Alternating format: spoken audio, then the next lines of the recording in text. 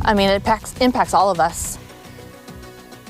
Whether you knew him or not, hundreds of people lined the streets in Champaign County today to remember a fallen state trooper. Now his service being honored.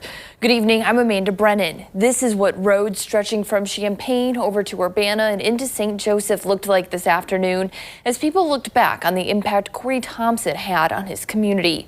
The 28-year-old was finishing his shift on I-57 last weekend and driving his motorcycle on Leverett Road when a pickup truck hit and killed him.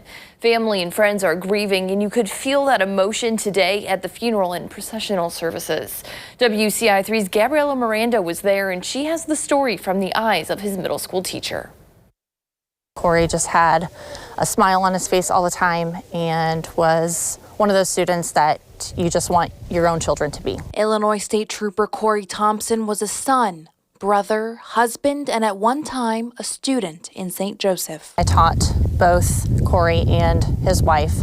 Corey was strong and definitely showed that in his running abilities on the track, in his academics, and was just overall just a kid to admire. Thompsen was killed in the line of duty earlier this month after a crash in Champaign County. He was 28 years old, serving his 8th year in law enforcement. I mean, it impacts all of us. It impacts just us being friends and family within the community. It impacts how we support each other and move on. State troopers and law enforcement traveled from around Illinois, paying their respect at Thompson's funeral over the weekend. Over 100 cars then drove from Champaign to St. Joseph, where he was laid to rest. We are seeing how now people really have just the greatest respect for people like Trooper Thompsen and the service that they provide to the public. American flags and community members lined the road for the processional, paying their respects to their own hometown hero